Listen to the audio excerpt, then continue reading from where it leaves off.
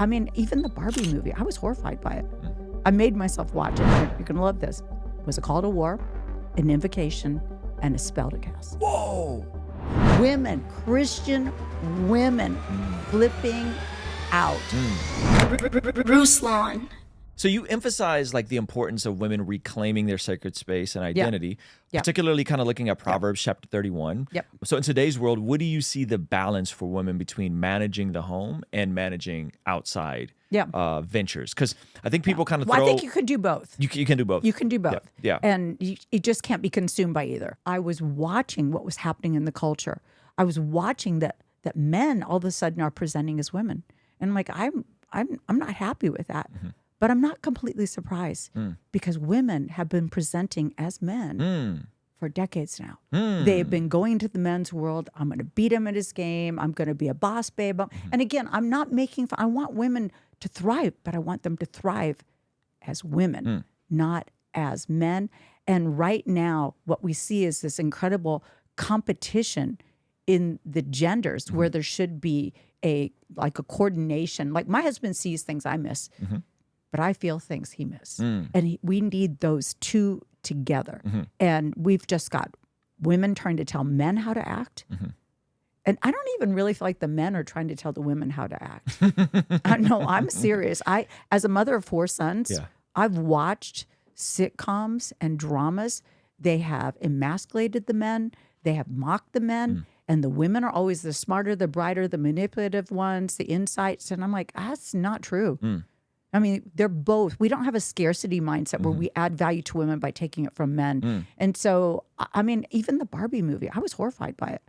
I made myself watch it. Okay, real quick, I need you to know about something that is going to expire October 11th, and I don't want you to miss it. As we come out of a tumultuous and divisive election season, it is my heart that we can be the hands and feet of Jesus and live a life that blesses God. And that is why we are having the first ever in-person Bless God Summit, the solution to the culture war. To not just be Christians who are reactionary to whatever is going on, but to live a better story and build better culture. And to be the solution to the culture war, I've brought in some of your favorite YouTubers, podcasters, speakers, and apologists to equip us by speaking at this 3-day event. This isn't going to be like the typical Christian conference, as we'll be doing something that is interactive, social, and giving us an opportunity to connect with each other and some of the speakers and performers. And this is all happening March 27th, 28th, and 29th at the beautiful Westin Spa and Resort in Carlsbad, California. The good news is we got the prices down to the bare bones to make sure that our day one supporters can get a bit of a discount so you can bring your whole family. Now, the bad news is this price is only available until October 11th. So don't miss the best time to get your tickets and go to blessgodsummit.com now. Because it was important. But I was horrified by the opening where they take the baby dolls and break them. And then they have this iconic prostitute, because that's what Barbie was modeled after, was a German prostitute. Wow. Iconic, which every woman can never be.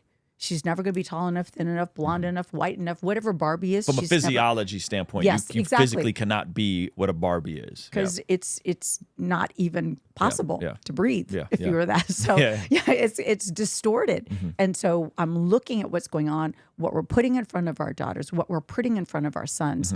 And I live in Franklin, Tennessee, which is a little bit of a Christian bubble. And I went to a coffee shop wearing a T-shirt that said, "The future is male and female." And I had men coming up to me like, "Thank you.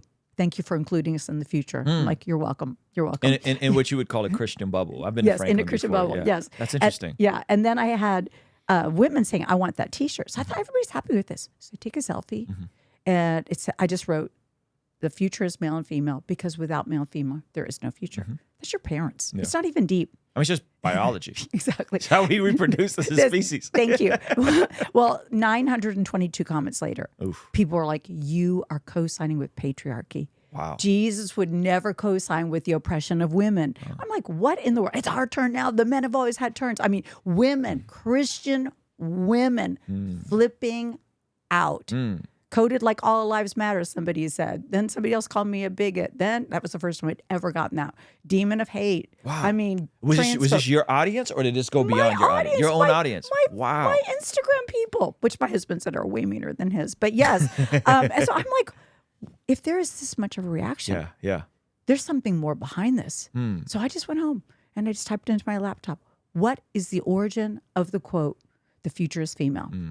And a Washington Post article came up from a lesbian separatist group called Labrys. I thought, what is Labrys? Well, it's the two-headed axe carried by Amazons and Greek and Roman goddesses. And they said that the future is female. You're going to love this. Was a call to war, an invocation, and a spell to cast. Whoa, that's crazy. 25% of the proceeds, not profits, go to Planned Parenthood. Whoa. And Hillary Clinton brought it into her campaign in 2015. Whoa. Yes. So it almost seems like a I mean, I don't mean to be the spooky, like some sort of spell cast on society. They said it was a spell to cast. Yes. Yes. It was part of a presentation called What a Well-Dressed Dyke Would Wear. And here we've got all these kids wearing it with people like, don't even want. So what was crazy is right after that, my oldest grandson showed up at my house. I'm pretty sure his mother said, no, you can't have anything to eat. So they just ride their bike down to my house and go straight into the pantry because I'm the grandmother. And I was like, Asher, what are your thoughts on the quote, the future is female? And he said that I'm unnecessary. And 24 to 35-year-old males have the highest suicide rate that they've ever had right now. They feel unnecessary. They feel purposeless. They have no vision. They're like, I don't even know what to do.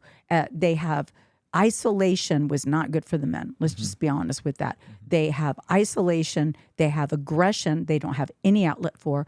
Man needs woman. That's what God said. God said it's not good for man to be alone. And the woman was not created because she was like, oh, you're going to be subservient. No, she was necessary. She was not an afterthought. And what we've done in the church, and the church has mishandled this. When you bring up to me a complementarian mindset, you knew he washes his bride. He gives his life. Most people, when it's complementarian, it's all about the woman submitting. It's not about the husband laying down his life like Christ lays down his life. So it's very scary for women. And then we believe, John and I believe, submission means under assignment. So you only submit to people you build with. So I submit to my husband. That's who I'm building with. And what are we building? A life, a marriage, a family. That's what we're building. And even in our case, a ministry together. Do you know that I do not accept any speaking engagements until John approves it? But guess what? He doesn't accept any until I approve it. Tell us about the book, where they can get it, Yes. and what else you have in the pipeline. Yeah, so The Fight for Female is the book, and it's all about basically how God is wanting to actually reclaim some things that the enemy has partnered with the daughters to actually yield. And what one generation forfeits, the next generation has to fight to recover. Come on. And so I wanted to position women to recover. And so it starts with a prophetic dream, but ends up with a do. Come on. Because I don't give you a practical, we're going to have a problem. So that book is out. It's the first time I've interacted with culture, speaking to the issues of trans, how to talk to your kids, how to understand that. I believe that's a revival that's going to happen because an entire generation has been driven out to the highways and byways to try to find their community. And they're going to find out there's an emptiness. And so I want to see that recovered. And so that's out there. And, for me, I don't write books and then happen to minister. I minister and I happen to write books. So I want to carry this message. I have so many people that just say, I don't know how to have this conversation. I don't know how to witness to my neighbors.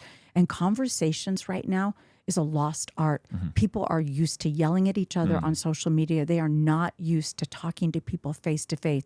And that is how the early church grew. And that is how we need to grow again in godliness. We're going to go to the Patreon-only extended version of this conversation. It's a little too much for YouTube. So consider signing up for a free 7-day trial where you could see the entire conversation and get access to all of our future podcasts, be able to interact with our guests, and much more. Here's a little preview of what's available on Patreon. I'll see you over there. Taylor Swift saying, Ariana Grande, they're blatant.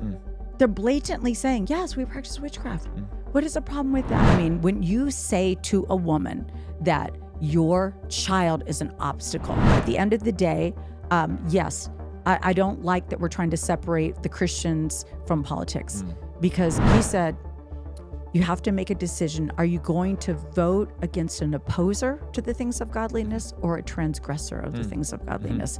I could never put my vote or my voice alongside something that, and the first thing I said, I read it and I said to my friend, oh my gosh, a reform leader must have fallen.